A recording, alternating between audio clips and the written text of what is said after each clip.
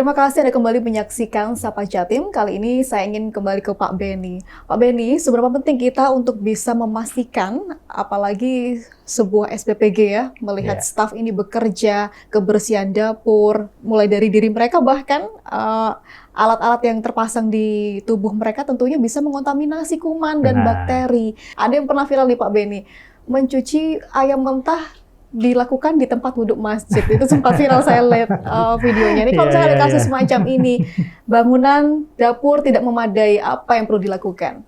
Ya, kalau memang tidak sesuai, ya pastinya akan ada peringatan ya. Kami dari tim juga, kemudian dari Badan POM juga, itu pasti akan melakukan pengawasan. Jadi untuk memastikan kesesuaian tadi antara prosedur, SOP, dan pelaksanaannya seperti apa. Jadi memang hal-hal tadi misalnya tidak sesuai prosedur, ada mungkin air atau mungkin ada peralatan, kemudian tempat produksi mungkin yang tidak sesuai atau tidak layak secara dari kebersihan, hygiene, sanitasi, karena bagaimanapun hasil dari produk yang akan dikonsumsi itu berasal dari tempat atau lingkungan juga akan berpengaruh. Jadi mungkin kalau saya bisa garis besari dari produk itu sendiri dan juga lingkungan yang mulai dari tadi kebersihan omprengnya, kemudian dari personelnya itu sangat-sangat mempengaruhi hasil akhir. Jadi saat ada hal yang tadi tidak dipatuhi, otomatis kita sebagai pengawas, sebagai dari Badan POM, dari tim akan melakukan teguran. Jadi supaya mereka mematuhi aturan kembali ke track. Tadi Pak Benny juga singgung soal kebersihan ompreng. Nah, ini idealnya mencuci alat makan yang bersih dan higienis itu seperti apa caranya? Karena kalau misalnya kita lihat ada beberapa SPPG yang menerapkan cuci itu di satu kolam besar atau bak besar gitu untuk bisa membasuh semuanya. Itu apakah tepat juga?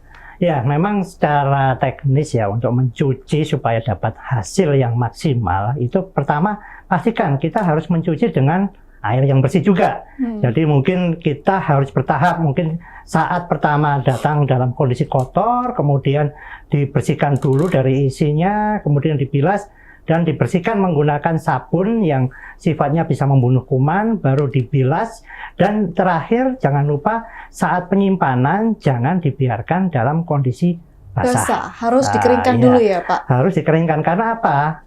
Basah itu merupakan media pertumbuhan bakteri. Jadi kuman, bakteri itu sangat suka tumbuh di media basah. Jadi kalaupun kita sudah dicuci dengan bersih, kemudian disimpan dalam basah, kemungkinan besar saat penyimpanan bakteri itu akan tumbuh seperti itu dan akan membuat terkontaminasi di makanan yang akan dikonsumsi. Jadi khawatirnya seperti itu. Jadi lebih baik sebelum disimpan pastikan sudah dikeringkan seperti itu. Kira-kira siapa saja sih Pak yang memang perlu dilibatkan untuk bisa mengamankan makan bergizi gratis ini agar pangan yang diberikan ini dalam kondisi yang aman dan layak? Ya, kalau kami dari Badan POM sering menyampaikan ada 3 pilar pengawasan.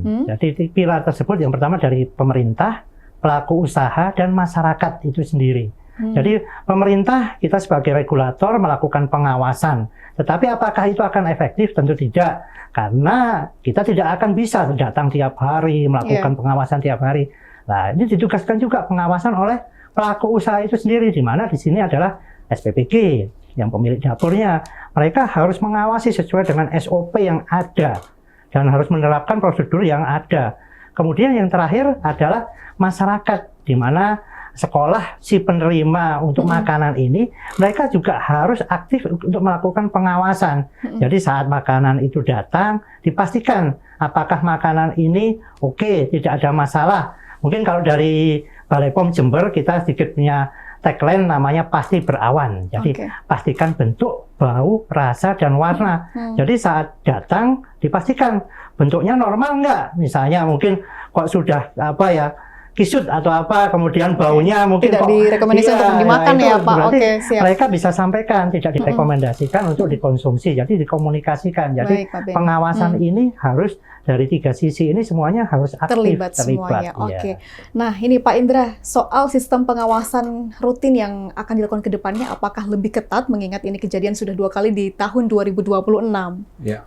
Terima kasih Mbak, karena kita sudah terbentuk Satgas ya di tahun 2026 ini sampai tingkat kecamatan, otomatis kalau Satgas Kabupaten yang keliling di 31 kecamatan kan nggak mungkin juga untuk melakukan pengawasan. Kami delegasikan pengawasan kepada Satgas di tingkat kecamatan yang terdiri dari Muspika plus Kepala Puskesmas dan Korcam ya, ada di itu dari SPBG sendiri, itu dari BGN ada namanya Korcam. Di situ kami melakukan pengawasan dan masyarakat juga, dari masyarakat kami untuk libatkan juga di tingkat kecamatan seperti tokoh-tokoh yang terkait mungkin ya, di situ kearifan lokal dari kecamatan apa itu bisa melakukan pengawasan. Sebenarnya disampaikan oleh BPOM tadi, terus terang sudah semuanya itu sudah masuk dalam SOP di pelaksanaan BGN ini Pak, MBG ini. Kenapa? Itu sudah disusun semua. Maupun itu di tingkat cuci, itu SOP nyuci aja di dapur SPBG itu harus ada air panas. Air panas bukan hanya dicuci sampai sabun aja, dicuci dengan air panas. Dikeringkan, alat pengeringnya ada. Itu ada juga. Yang kebakaran kemarin ada itu. Itu gara-gara konslet alatnya juga. Nah, yang ketiga, semuanya harus sesuai standarisasi, baik itu limbah, termasuk SLAS. Kebersihan air, itu kita harus, kalau tidak ada SLAS SPBG ini tidak boleh berjalan. Oke. Pak Indra, langkah konkretnya untuk melakukan pengawasan, kalau misalkan ada pelanggaran SOP kemudian diawasi, ketahuan, apa langkahnya? Karena kalau misalkan hanya ditegur sepertinya tidak kapok nih Pak. Nah, ini yang menjadi kemarin menjadi wacana yang di SPBG 3 ya, Kaliwates 3 ini. Sebenarnya banyak keluhan, teguran, ya, Satgas Kecamatan berapa kali turun ke sana, kurang didengar lah istilahnya, kurang didengar. Karena satu, kita ya belum bisa punya kewenangan untuk memanismen, hanya melaporkan hasil kita turun supervisi ke bawah, pengawasan, kita laporkan kembali ke BGN, yang berhak mensuspend atau menghentikan, mencabut izin dan sebagainya adalah BGN. Kita hanya melaksanakan, membantu BGN untuk mengawasi ini. Sudah benar nggak kerjanya kepala dapurnya? Sudah benar nggak kepala kerjanya ahli gizinya yang ditunjuk BGN ini? Jangan-jangan nanti terpengaruh oleh yang punya SPBG, mitra SPBG-nya. Ini jangan sampai terjadi. Yang kedua, mitra SPBG-nya ini harus benar-benar mewujudkan standarisasinya. Kalau sampai tidak terwujud standarisasi, ya benar-benar kita usulkan untuk menjadi suspend atau pencabutan izin kepada BGN. Karena kita tidak ada kepentingan di situ.